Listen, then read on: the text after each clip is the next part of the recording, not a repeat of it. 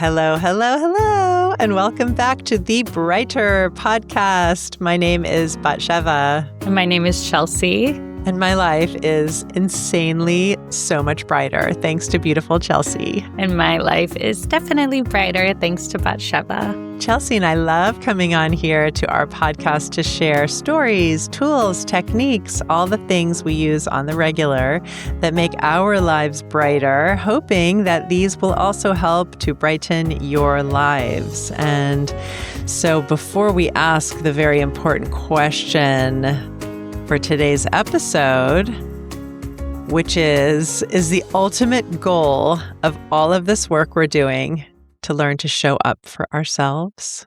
Is that the ultimate goal? Before we answer that question, I guess I already freaking asked it. Spoiler alert, we're going to arrive together energetically in this space with our breath. So let's all together just relax a little bit. If you're in a place where you can close your eyes, go ahead and do that. And let's take a nice deep breath in through the nose, breathing in calming, quieting energy. Allowing it to release through the mouth, letting anything ready to go, let it go. Breathing in calming, quieting energy through your nose. And allowing it to glide easily out through the mouth. Final breath together. Go ahead and breathe in through your nose, calm, soothing energy. You can hold it for just a moment and then let it out through your mouth. Let all that shit go. We are now an open, energetic container to receive all the goodness that life has to offer us. And for today's episode, Chels, I'm going to go ahead and direct that spoiler question to you so we can start to answer it. What do you think? Is the goal of everything we're doing here and all the tools and techniques that we use and we offer, is the ultimate goal to learn to show up for ourselves, to be there for ourselves? Yes.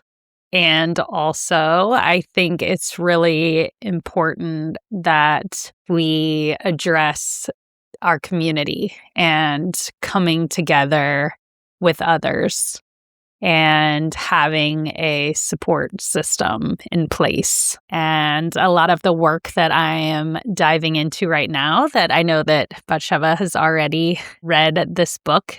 If you haven't read it yet, it's called The Body Keeps the Score. And a lot of the things that I had known and felt are really being reinforced through research and other scientific data that this doctor is sharing via the book. And so, yeah, I think it's both. It's first and foremost to have our own internal resilience, and then also to have a external support system and community to be involved with, because we are human beings. We are companions. We live in tribes and communities, and we are meant to be together and work together. I mean, 100% I attribute my current state of just killing the game, like kicking so many goals and loving my life. Usually, I'm still human, but like really feeling super good about where I'm at, and maybe more so than ever in my life. I totally attribute that to my relationship with Chelsea and the daily W routine that we do every freaking night. We've been doing it now, like, I don't know, forever, 2 years, whatever. Every night, every day. I mean, we skip here and there and then we go back and then we fill in those days. So we just don't miss. And what that has amounted to, I'm not trying to brag, by the way, I'm just trying to encourage other people to see that if and when that they can launch themselves on a journey of connection with another. And I'm not talking about a romantic partner. Specifically, I'm definitely not the romantic partner, in addition to or outside of a romantic partner, having that intimate support of a sister goddess, as we like to call ourselves. If you're a guy, the bro male god, whatever you would want to call him. Brother. The brother from another mother, or the same brother from the same mother. But yeah, that connection for me has just given me this level of support as I learned to give myself more support. Don't you think that our connection and help and support for each other, the ability that we had to share honestly with each other, do you think it allowed you to in turn go into your own life and build more resilience and honesty and maturity? 100%, 100%. And I also just kind of want to back up and say, yes, we are bragging. We are bragging about this friendship that we have, this bond that we have, because it's fucking awesome. And everyone deserves this. Everyone is capable of this. Like this self-love and support in another sister, in another brother, in another person, like you said, isn't romantic. This is someone that you can share, like right before we hopped on this call, sharing truthfully and honestly the things that you're not proud of, the things that you're not bragging about, which I feel like in the beginning of this for us, it was a little tougher for us to find the brags. Now we're like, oh, we have the brags. And maybe for me anyways, admitting the things that I'm not happy with or the emotions that get stirred up, the feelings that I'm just like not proud of, and sharing those. You're actually sharing them so much more than you were like 2 years ago. It's just that I think back then, my observation is you weren't even connected to them. Like they were stuffed so far down, like any part of you that wasn't the nice Chelsea and the sweet and the kind Chelsea, like you didn't even really have as much contact with that part of you. And so now you're hearing it pretty loudly. It's just maybe you aren't always able to share immediately, but you're sharing pretty quickly. You are. And like, yeah, Chelsea and I just had this conversation before the recording where we had some truth bombs we had to throw at each other. It's like, how can you get on a podcast and talk about truth and speaking your truth if you're not speaking it to the person that you're having the podcast with? Like, pretty hypocrite. Yeah. Hypocritical. Hypothesis. Yeah. So, yeah. And that kind of triggered us to talk about the book because BatSheva just finished the book, The Body Keeps the Score. I am rereading it now. I had read it, I don't know, maybe a year ago, and I didn't make it all the way through the first time. But now I'm rereading it with different context, and it's so good. And one of the stories that had just gotten mentioned was talking about animals and how we live in these communities, you know, whether it's a pack, you know, a wolf pack or a pack of dogs or a litter, you have kittens or kitties or, you know, whatever it is, rats, like they have all these different tests and research groups that they're doing. And basically what we spend our whole lives trying to do is to connect with others, to feel like we belong, to feel loved and accepted and wanted. And then we morph ourselves in all these different ways in order to feel these things: love, acceptance, belonging. And I totally realized that we forgot to mention it. This is part 2 of our 3-part relationship series. So exactly, like it's our relationship with ourselves, but it's the community. And oh my gosh, I wanted to also just like this book, if I could force everyone to read this book, I feel like our whole world would change instantly. But it is hard to get through. I listened to the audio, which helped me, but I still had to go away from it, come back, go away, because it's some of the stuff is hard to listen to, the trauma, but it's also, oh my God, it has solutions. Like fucking, that's what we all need is solutions, not just like hearing about more and more trauma.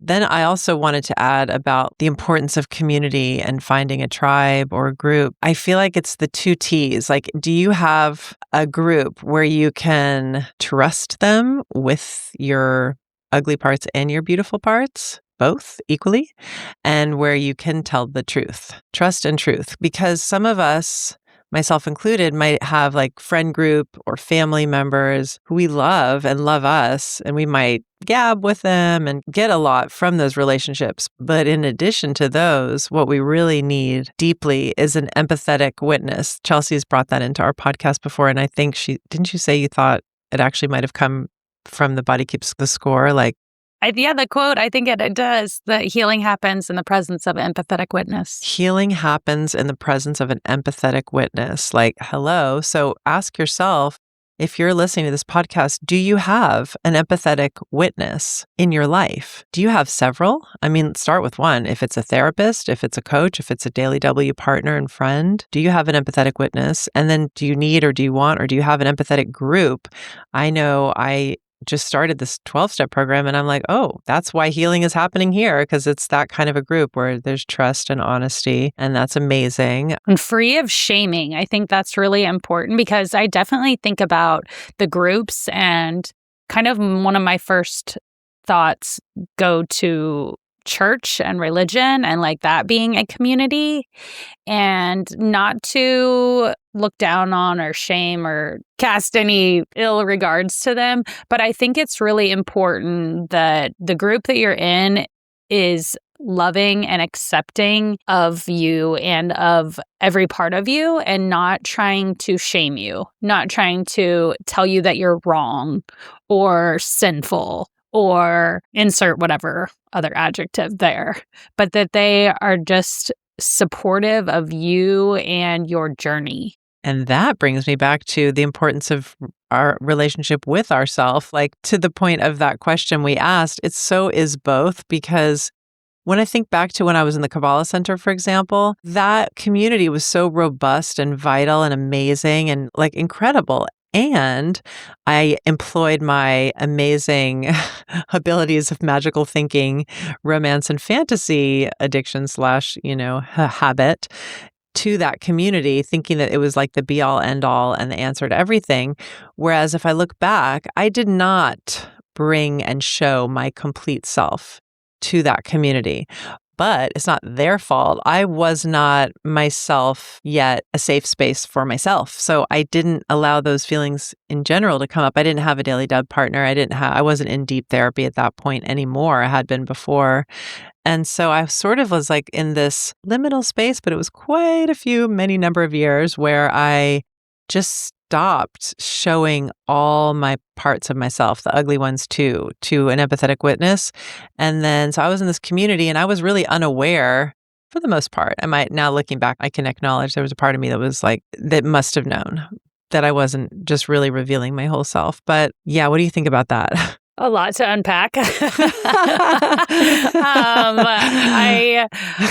I think that there are always the good intentions behind support groups and circles and everything, that when people come together in community, that it initially, the reason it started, I want to believe, is for a good cause, for everyone's highest. And then we're all human and things happen and power happens, and then we have our own internal battles that maybe sometimes we win them and sometimes we lose them, and sometimes we're honest and sometimes we're putting on a show, because kind of going back to the feeling of wanting to belong and maybe not feeling like we can be ourselves because that part of us isn't lovable or that part of us isn't acceptable.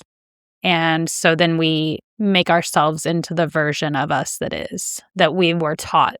And that teaching and learning a lot of times goes back to childhood, to how do I get my needs met? How did I get my needs met? Was it through being a good girl and getting attention? Was it through acting out and getting attention?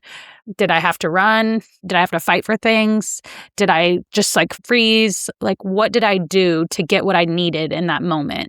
And a lot of the times I feel like that we kind of go back to that. And that's kind of what the book talks about, until we learn differently, until we rewire and reprogram ourselves. And a lot of that can happen through community, through support, through our systems.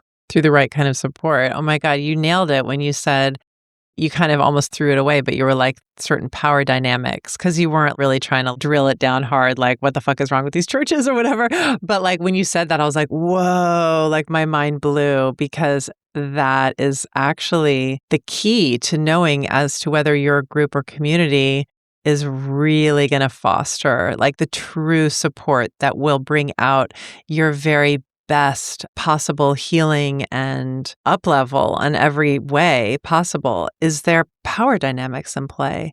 Again, I'm thinking of this 12-step program because I'm so new to this world. And one of the reasons I'm sure it works so well is there's no fucking power dynamics. I mean, maybe, like any group, maybe if I've been there years, I'll be like, oh yeah, there is, and in any, I guess, people go to different groups all the time. People go to different, I think the way it's structured is like, there's nobody in charge. There's no like head of the 12 step, there's no heads of any of this. And I think that's genius. Yeah, I think you're so right, because even that there was a lot of work in the Kabbalah Center done around like looking at your negative traits, kind of like taking responsibility for your own negativity and your own ego and stuff.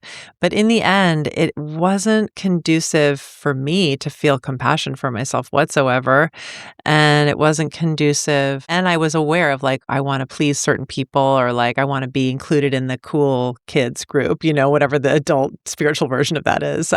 Yes. Yeah, I really relate and love how in the book, The Body Keeps the Score, talking about, that the animals, they hunt together, they protect each other, they sleep together, they mate, they come together for protection, all of these different things. And we as humans do the same things. And so in the courses and the most recent things that I've been involved in with fellow sisters and women, mainly, we have continued those support groups on, like past the container of the paid for class or course. And it's so incredible to be able to hop on the group chat or a Zoom call or a text or a group and to just say what's going on with you and receive support, receive unconditional support. Like you can literally get on there and say that exactly what you're thinking, exactly what you're feeling. And it can be ugly. It can be jealous, envious, hateful. It can be everything. And it is seen and held and supported. Like, yes, I see you in all of these feelings, and I'm just supporting you and uplifting you and surrounding you with love and courage and empathy and compassion. And then you can also speak like what you really desire. And these aren't little tiny desires. These are like, if you could have anything, what would it be? Without any reasons why you can't have it. And it's just other women lifting each other up and saying like, yes, you're deserving of that. And it doesn't mean that you had to do something to be deserving of it. You are just innately deserving of it. And I think that for me, that's what the dubs has been. The daily dubs for us sharing together is that coming on together and recognizing that we are human, that every day we experience different versions of ourselves, and each version is lovely in its own way. And it's helping us to evolve and grow compassion and deeper connection with ourselves. Totally. And to be there for other people because we're there for each other and ourselves. And that's kind of expanded my capacity to be a better friend to others, a better sibling, a better coach, and, whatever Mother. capacity. Mama. Oh my gosh. Totally. Yeah. You're right. Yeah. I own that.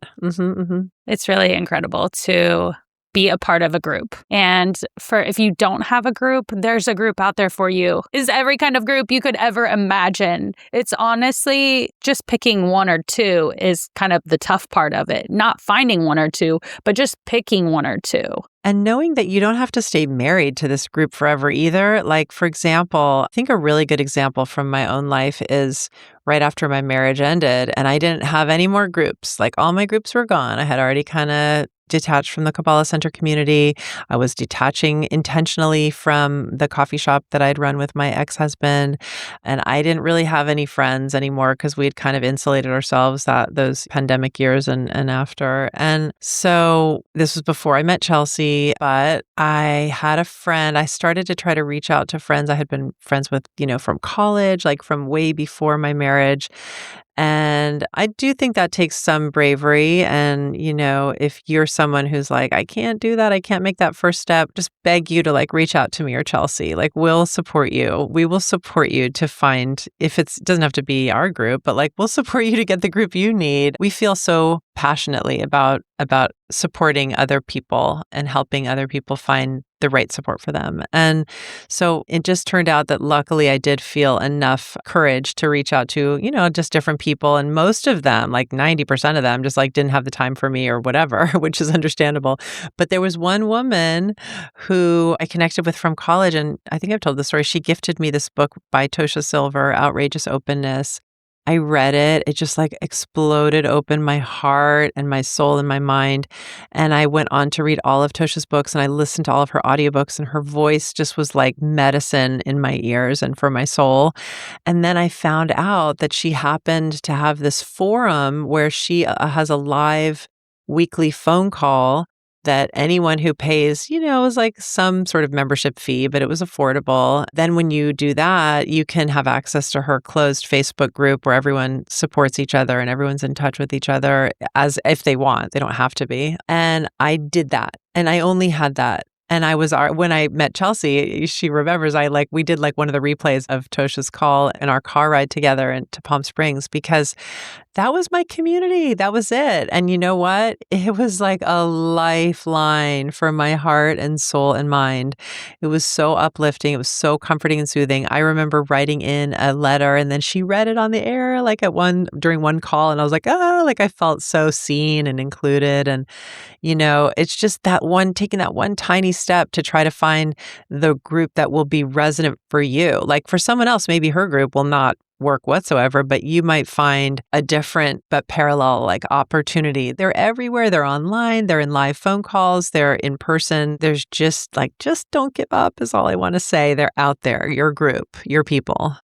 And I think it kind of piggybacking onto what you said is that they can to really think about what you like, not to think about, don't try to think about where are my people. Think about what you like to do and do that because that's where your people are going to be. If you like for instance, we joined a farm share because we love to work in the garden. We love to learn about plants and growing our own food. And so we joined a farm share. And most things have scholarship opportunities where you can, if it's something like money-wise, where maybe it's not within your budget, then you can reach out to them. So many people are coming together in community to help support and uplift each other that all you have to do is ask. Or for instance, a friend, we just went to a brunch on Sunday and a friend was leaving early to go play in this card tournament, like Magic or whatever it is, Dungeons and Dragons.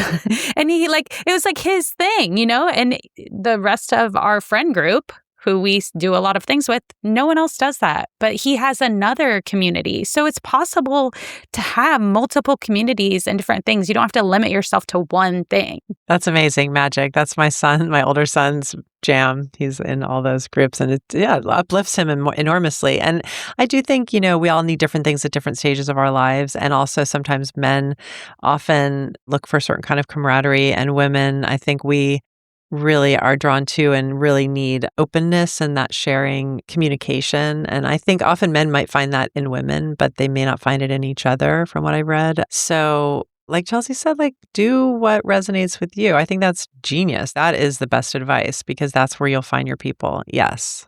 Love it.